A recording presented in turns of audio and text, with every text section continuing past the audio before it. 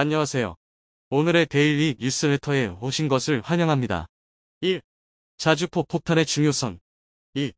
수출 호황. 3. 미국의 생산성은 한국보다 훨씬 뒤처진다. 한번 진실을 알아봅시다. 자주로 사용되는 자동포탄, 즉 자동대포의 발전은 세계적으로 큰 주목을 받았습니다. 그 역사는 매우 흥미롭습니다. 초기에는 손으로 장전하는 기계식 대포가 사용되었습니다. 그러나 이러한 대포는 사격 속도가 느려 전투에서 제한된 역할을 수행했습니다. 그런 후 19세기 말에는 충격적인 발전이 이루어졌습니다. 글리넬리 회전식 자동대포가 개발되어 사격 속도와 명중률이 향상되었습니다. 이러한 발전은 대규모 전투에서 그 고가를 입증하였으며 제2차 세계대전 중에는 특히 두각을 나타내었습니다.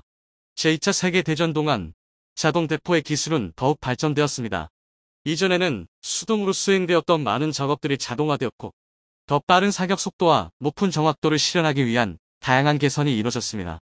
이러한 기술적 발전은 전쟁에서 자동대포의 중요성을 증가시켰으며 그 결과로 많은 군대들이 자동포탄을 적극적으로 도입하게 되었습니다. 현대에 이르러서는 컴퓨터 기술의 발달로 인해 자동포탄은 더욱 고도화되었습니다. 센서와 전자제어 장치의 도입으로 사격 정확도가 대폭 향상되었고 레이더와 GPS 기술을 통해 대상의 위치를 실시간으로 추적할 수 있게 되었습니다. 자동 대포의 발전은 군사 작전에서 상당한 영향을 미쳤으며 전투 효율성을 크게 향상시켰습니다. 또한 군사 기술의 발전과 함께 자동 대포의 역할은 계속해서 확대되고 있습니다. 앞으로 더욱더 혁신적인 기술과 개선이 이루어질 것으로 기대됩니다. 이러니 대한민국 없이는 못 산다는 얘기가 나올 수밖에 없습니다. 우크라이나 전쟁이 길어지면서 서방 세계의 폭탄 재고가 바닥을 보인다는 소식은 이제 놀랍지도 않은데요.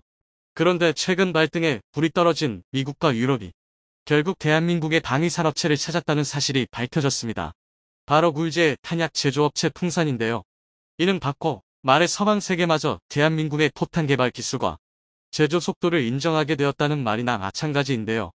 오늘은 우크라이나 전쟁의 새로운 희망으로 떠오르고 있는 대한민국 풍산에 대해 알려드리겠습니다.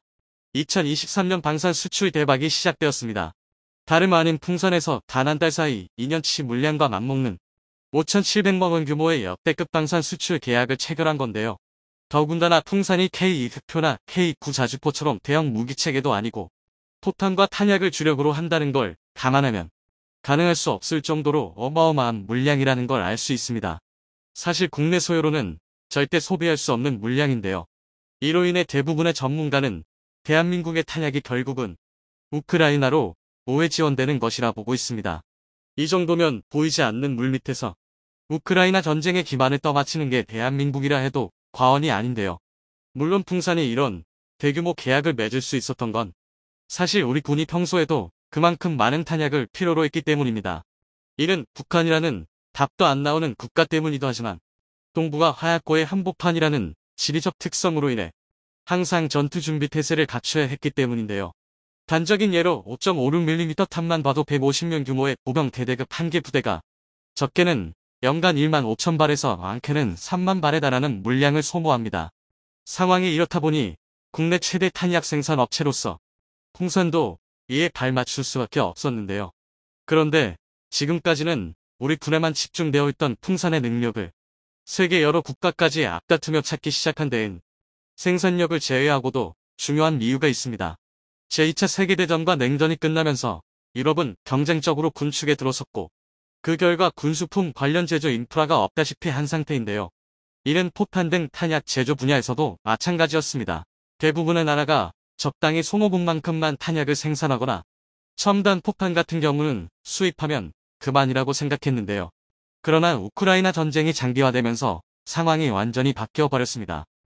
유럽과 미국은 졸지에 이른 시일 안에 납품이 가능하면서 품질까지 우수해야 하고 심지어는 가격까지 합리적이어야 하는 도저히 말도 안 되는 조건을 맞춰줄 수 있는 방산업체를 찾아야 하는 상황이 된 것입니다.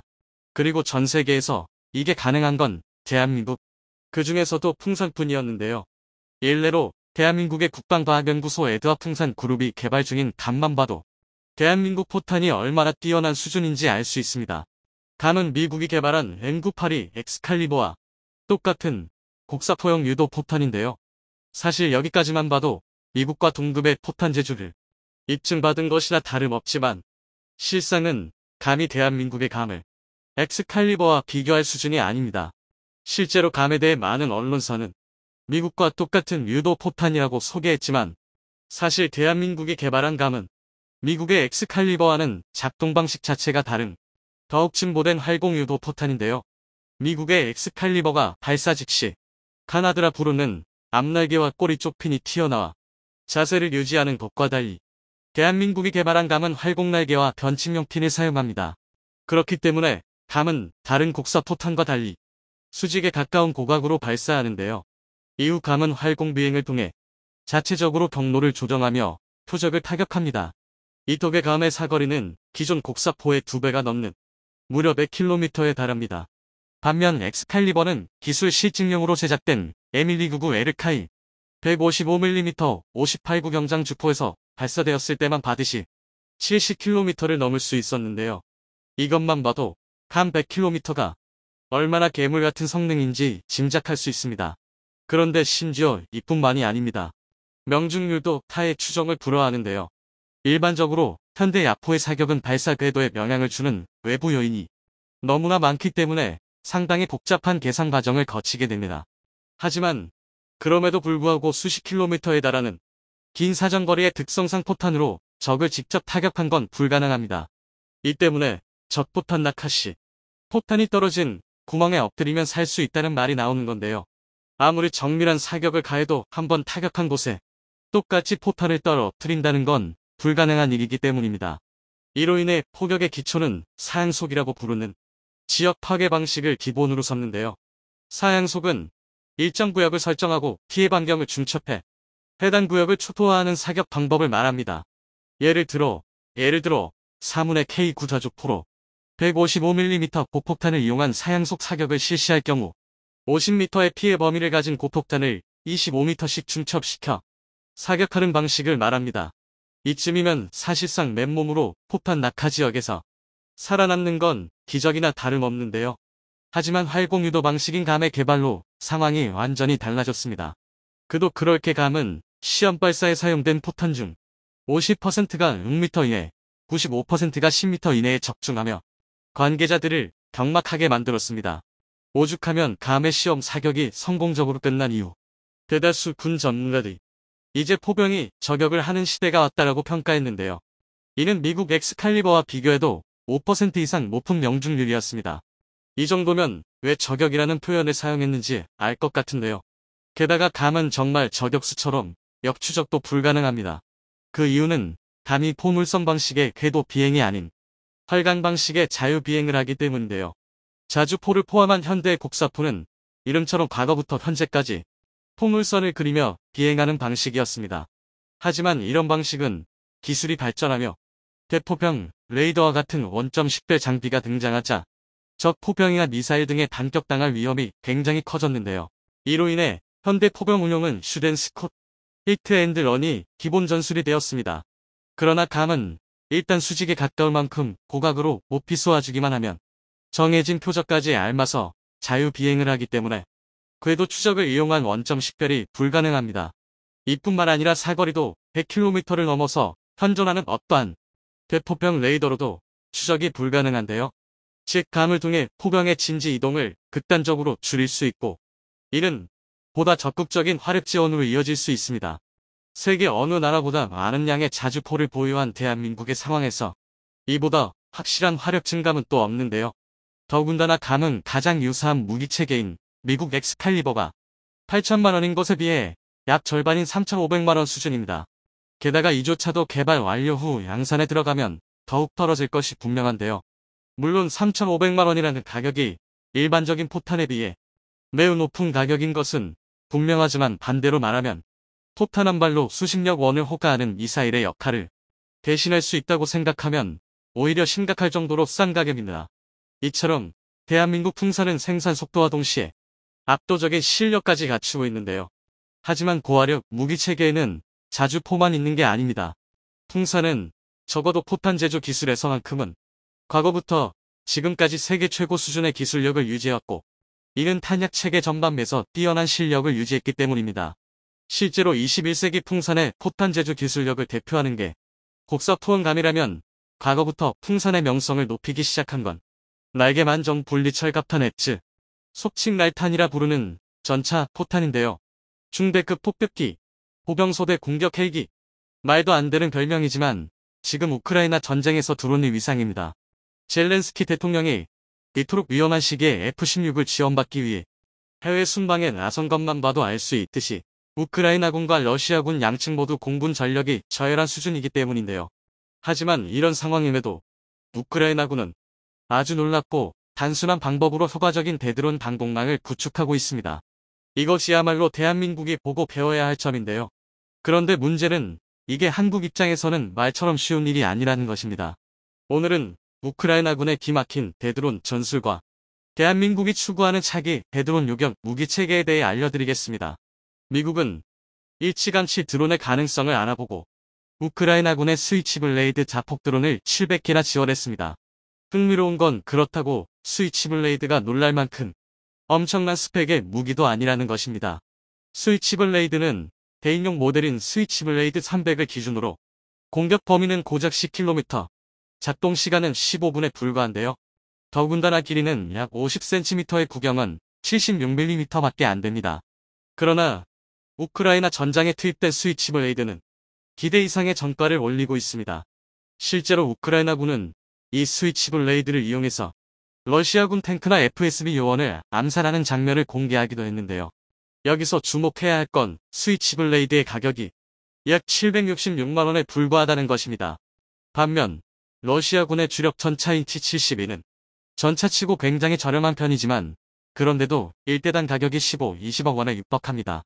즉 우크라이나군이 T-72 1대를 파괴하는데 스위치블레이드 228대를 갖다 박아도 본전치기가 가능하다는 건데요. 당연히 우크라이나군 입장에서는 아마도 이렇게까지 남는 장사가 없습니다. 다만 한 가지 스위치블레이드는 아주 치명적인 약점이 있는데요.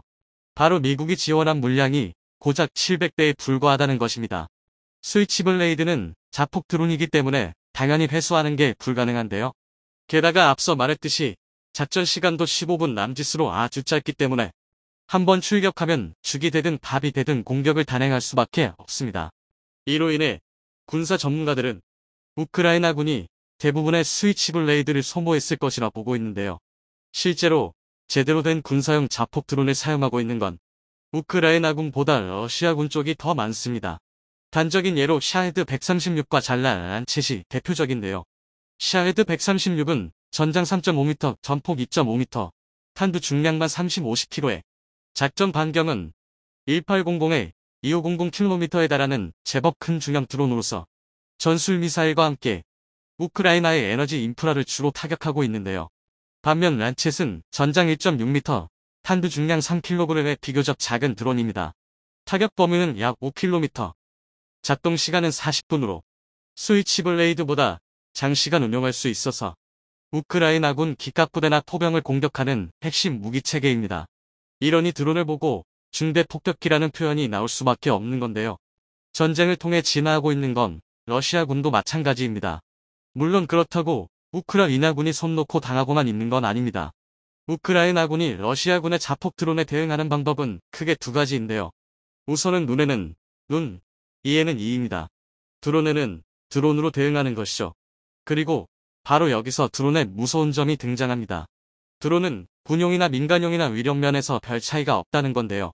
당연히 민간 드론이 군용 드론보다 훨씬 느리고 탑재 중량도 훨씬 적지만 어차피 대공 방어망이 전무한 상황에서는 이게 큰 문제가 되지 않습니다. 일례로 이 영상은 우크라이나군 특수부대 오메가 대원이 대전차 로켓탄두를 탑재한 경주용 레이싱 드론으로 러시아군의 장갑차를 파괴하는 장면입니다. 경주용 드론 같은 경우는 속도도 충분히 빠르고 조작 가능 범위도 넓다 보니 훌륭하게 군용 드론의 자리를 대체하고 있는데요. 이처럼 우크라이나군은 민간 드론을 개조해서 물량에서부터 러시아군을 밀어붙이고 있습니다. 여기서 끝이 아닙니다. 두 번째 방법은 오로지 숙련된 병력을 보유한 우크라이나군만이 가능한 방법입니다. 바로 드론 헌터입니다. 사실 이건 말만 거창하지 아주 고전적인 방법인데요. 그저 레이더에 드론이 포착되면 해당 지역으로 기관총을 올린 트럭을 타고 달려가 냅다 대공화망을 구축하는 게 전부입니다. 제2차 세계대전 때나 쓰던 구닥다리 방법인데요. 그런데 놀라운 건 이런 드론 헌터 운용이 상당히 효과적이라는 것입니다. 우크라이나 전쟁에서 드론은 이미 양측 병사들에게 너무나 익숙해진 무기 체계입니다. 우크라이나 전쟁 초기만 해도 회수할 수 있는 박격 드론이 자주 보이다가 최근 들어 대부분 자폭 드론으로 변경된 것도 이 때문인데요. 서글픈 얘기지만 이제 박격 드론의 공격 정도는 병사들이 피할 수 있게 된 것입니다. 박격 드론은 채공 시간이 짧아서 발견된 주변 지역만 피하면 회피가 가능한데요. 반면 자축 드론은 조종사의 숙련도에 따라 때로는 초정밀 미사일보다 정밀도가 높습니다. 그리고 바로 여기서 우크라이나군과 러시아군의 대응이 갈리고 있습니다. 우크라이나군은 드론을 저격할 수 있을 정도로 숙련된 병사들을 모아서 드론 헌터 팀 수백 개를 운용하고 있는데요.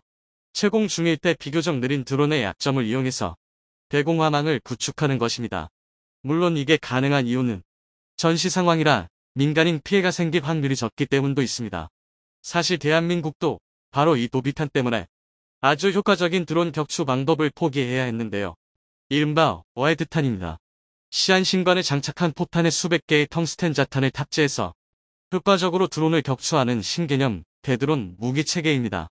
실제로 하르키우 대학에서 연구한 결과 일반적인 30mm 꽃폭탄 한 발로 드론을 격추할 확률은 고작 0.02%에 불과한데요. 최소 3,465발은 쏴야 드론 1대를 격추할 수 있다는 계산이 나옵니다. 반면 어헤드탄의 한 발 사격 시 격추 확률은 0.85%에 달하는데요. 수치상으로는 81.5발이면 드론 1대를 격추할 수 있습니다. 30mm 꽃폭탄 대비 42배 이상 높은 효율입니다. 민간인 피해만 아니라면 드론을 격추할 수 있는 가장 빠르고 효과적인 방법인데요. 하지만 이 민간인 피해를 절대 간과할 수 없다는 게 문제입니다. 실제로 탄약 제조업체 풍사는 2010년대 후반부터 독자적으로 30mm 어헤드탄을 연구했지만 최종적으로 소요 재개에 실패했습니다. 우리 군에서 대한민국 영공수호와 국민의 재산권 보장이라는 딜레마에 빠진 건데요. 그러나 이제 이 문제도 곧 해결될 전망입니다. 한국이 우크라이나군보다 훨씬 스마트한 방법에 결국 성공한 것입니다. 바로 레이저 대공무기 블록1인데요.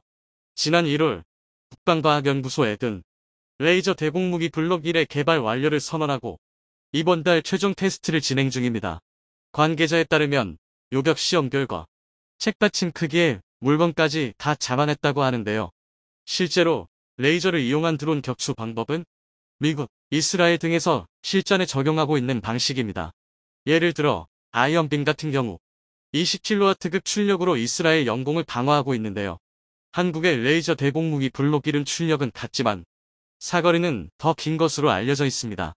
당초 2015년부터 장기 소요 사업으로 계획되어 있던 걸 우리 군에서 중기 사업으로 전환해 추진한 덕분에 2023년 배치를 노려볼 수 있게 되었는데요.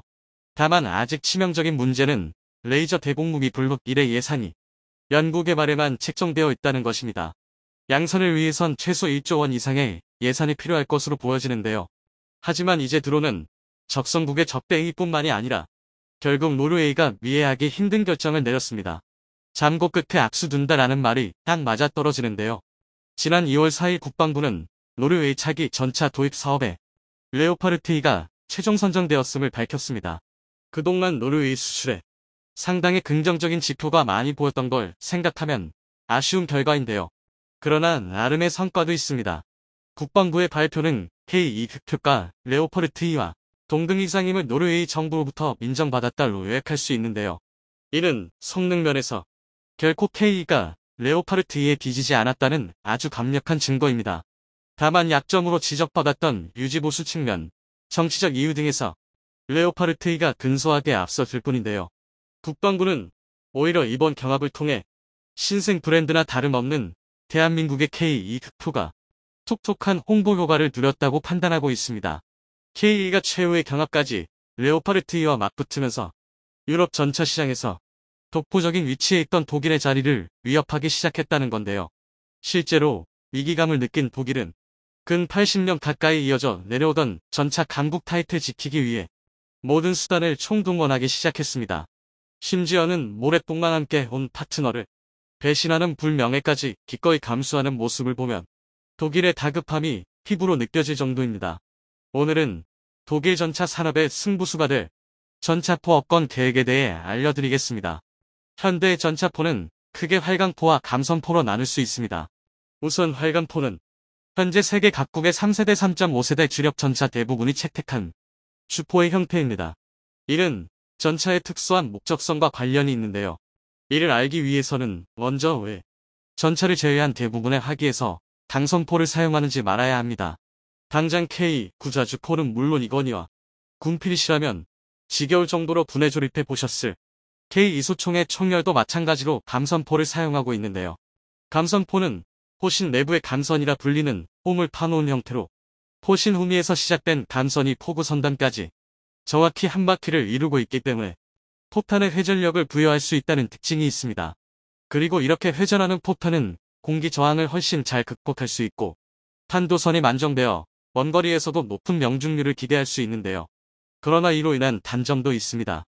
감선포는 포탄이 내부에서 회전하면서 저항이 발생하고 이로 인해 초탄의 운동에너지가 활강포에 비해 10-20%가량 떨어집니다. 그리고 이는 곧 관통력과 직결됩니다.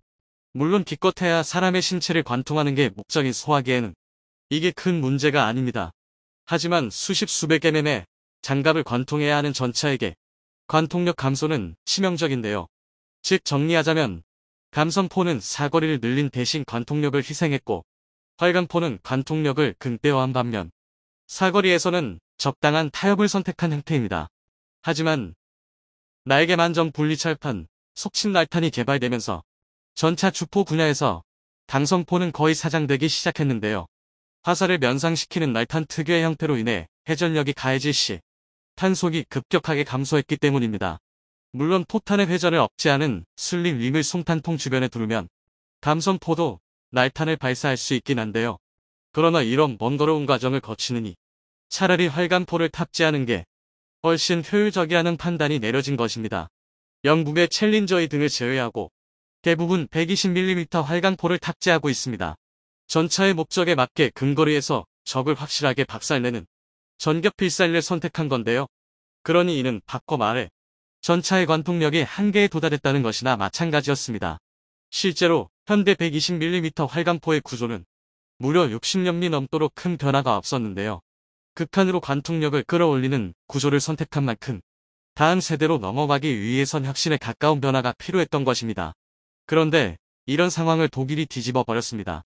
바로 업권인데요. 전 세계 전차포가 120mm에 안주하고 있을 때 독일이 130mm 활강포 개발에 성공하며 질주를 시작했습니다.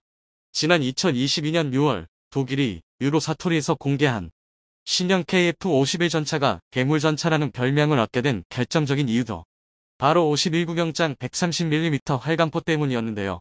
그도 그럴 게 수치로만 보면 고작 10mm 차이지만 KF-51의 130mm 51구경장 활강포의 실제 파괴력은 기존 레오파르트 2의 120mm 55구경장 활강포 대비 무려 50% 이상 증가했습니다. 이 정도면 단순 화력 측면에서만 본다면 현존하는 어떤 전차도 KF-51을 따라잡는 게 불가능한데요. 최악의 경우 이제 막 유럽 밤산 시장 진출을 시작한 대한민국 K2유표의 판로가 완전히 막혀버릴 수도 있는 상황이었습니다. 그런데 이런 암울한 전망과 반대로 KF-51을 목격한 전 세계 군사 관계자들의 반응은 시큰둥하기 그지없었습니다. 분명 KF-51이 우수한 전차는 맞았고 130mm 주포 또한 압도적인 화력을 보여줬지만 그만큼 단점도 명확했기 때문인데요. 가장 대표적인 문제는 바로 포탄의 중량과 반동의 증가였습니다. 실제로 독일에서 공개한 자료에 의하면 레오파르트 2가 차체 전방 탄약고의 27발과 포탑 좌측 버슬의 15발, 총 42발을 적재할 수 있었던 것에 비해 KF-51은 최대 32발 이하의 포탄만 적재할 수 있습니다. 더군다나 KF-51의 중량이 레오파르트 2H에 비해 맥 8.5톤 이상 가벼워졌다는 걸 간말하면 이는 상당히 심각한 문제인데요. 장갑을 최대한 경량화하고 내부 공간을 확보해봐야 32발이라는 것은 그만큼 전투 지속 능력이 형편없다는 방증입니다. KF-51이 아무리 강력하다 하더라도 혼자서 일당백의 전투를 치르는 건 불가능합니다. 현대 전차는 화력과 방어력 모두 한계점에 도달해 있습니다. 120mm 전차포도 충분히 KF-51의 장갑을 뚫을 수 있는데요. 오죽하면 KF-51이 130mm 주포를 포함한 전방위에서 상당한 발전을 이끌어냈음에도 독일조차 4세대 전차라는 표현을 지향하고 있습니다. 아직까지 세대 혁신 수준의 전차는 아니라는 것이죠. 그러나 독일은 이처럼 단점이 명확함에도 전 세계의 이목 자신들에게 집중시킬 수밖에 없었습니다. 좋든 싫든 잘났든 못났든 당장의 주도권을 확보해야만 하는 상황이 된 건데요. 바로 대한민국 K2 흑표전차의 존재 때문입니다. 이게 절대 과장이 아닌 게 KF-51이 공개된 유로사토리 국제방산 전시회에서 개발사인 라인메탈사의 관계자는 대한민국을 콕 집어 K2막 맞서겠다라고 밝혔는데요. 이제 전 세계 방산업계에서 독일이 한국을 의식하며 도박수를 던지고 있다는 건 모두가 아는 사실입니다. 심지어 개발 비화를 파헤치다 보면 KF-51의 130mm 주포가 독일이 프랑스가 함께 진행했던 MGCS 차세대 전차 개발 프로젝트의 기술을 상당 부분 훔쳐서 만들었다는 추악한 진실에 도달할 수 있습니다. 한마디로 독일은 프랑스와 같이 차세대 전차를 공동 연구해놓고 뒤에선 기술을 빼돌려 독단으로 KF-51을 개발한 건데요. 하지만 파트너의 배신이나 독일의 행동에도 프랑스는 속으로 분을 상낼 수밖에 없었습니다. 그 이유는 MGCS는 물론이고 전차 개발의 핵심 기술 대부분이 독일의 손에 있었기 때문입니다. 오랜 시간 기술 강국으로서 유럽 전차 시장의 대부분을 잠식해온 저력이 독일의 갑질을 정당화시키고 있는 셈인데요. 더군다나 독일은 분에 못 이긴 프랑스가 발을 뺀다면 영국을 끌어들일 생각까지 가지고 있습니다. 그렇다 보니 차기 전차에서 아예 배제될 각모를 하지 않는 이상 아쉬운 쪽은 늘 프랑스가 될 수밖에 없습니다. 하지만 여기서 의문이 하나 생기실 수도 있는데요. 도대체 대한민국의 K2 흑표가 얼마나 대단하길래 독일이 이 정도로 과민 반응하냐는 것입니다. 하지만 여기에는 대부분 말지 못하는 비밀이 있습니다. 사실 전차포 업권을 준비하는 건 독일뿐만이 아닙니다. 대한민국의 업권 계획은 감히 독일이 넘볼 수준이 아닌데요.